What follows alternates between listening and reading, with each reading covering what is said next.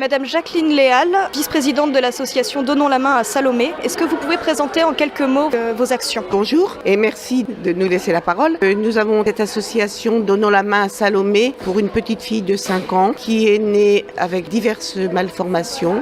Entre autres une aplasie cutis du vertex cérébral, alors c'est un nom très compliqué. En faisant simple, il lui manque un morceau de boîte crânienne, donc elle est née avec le cerveau à l'air, avec juste une fine membrane, et elle avait une malformation cardiaque qui aurait dû être opérée d'urgence parce qu'elle était en insuffisance cardiaque, mais ils ont dû attendre plusieurs mois pour l'opérer, la maintenir en vie à cause de son cerveau, pour intervenir au niveau du cœur. Donc ça a été fait quand elle a eu 4 mois. On lui a reconstruit des valves pulmonaires sur le plan cardiaque. Elle va mieux sur ce plan-là, elle est toujours à surveiller. Maintenant, le gros problème, c'est qu'elle doit être opérée de son crâne.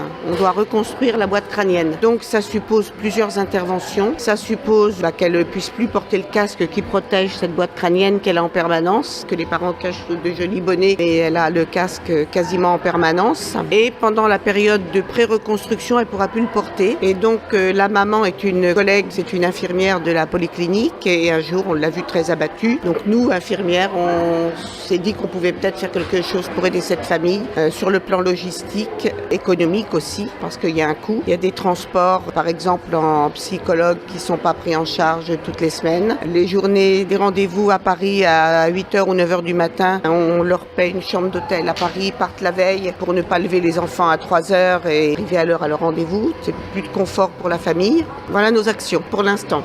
On est en soutien logistique en arrière. Les parents, quand ils ont une demande financière, on est là. Donc on est prêt pour durer plusieurs années parce que sa reconstruction se fera sur plusieurs années. Il y a un premier temps prévu cette année, mais il y aura plusieurs temps parce que la boîte crânienne, il faudra qu'elle grandisse et la reconstruction ne grandira pas forcément en même temps. Donc ça sera renouvelé. Concrètement, quelles sont les actions que vous menez pour cette récolte de fonds ?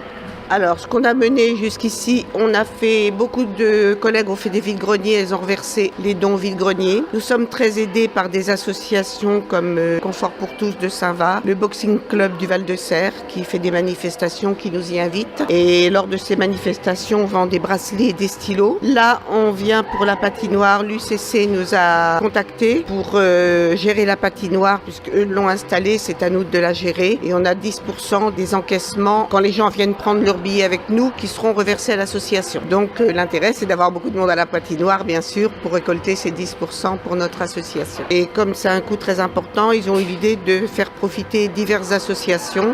Donc nous sommes là pour les 3 premiers jours de l'inauguration de cette patinoire, l'association Donnons la main à Salomé. Et nous allons récolter des fonds sur ces 3 jours-là. Les prochains jours, les fonds seront récoltés par les autres associations. On a un site internet de l'association. Il y a un film sur la vie de Salomé, ses premiers jours de vie. Il faut vraiment aller voir pour comprendre. C'est la vie de cette petite fille-là, la vie de cette famille-là. Et c'est une famille qui essaie de vivre normalement. Il y a une grande sœur de 8 ans qui, elle aussi, a beaucoup payé.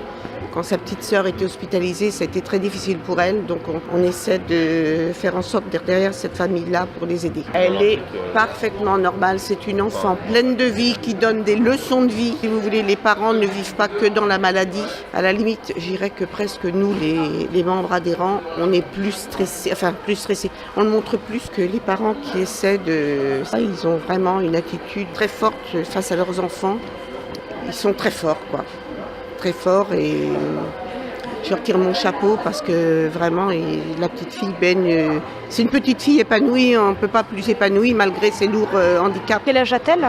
Elle va avoir 5 ans au mois de décembre, une jolie petite minette qui a besoin d'aide. Quelles sont les actions que les particuliers peuvent mener pour l'association ? Eh bien, rejoindre l'association, faire un don. La cotisation annuelle pour être membre est de 5 €.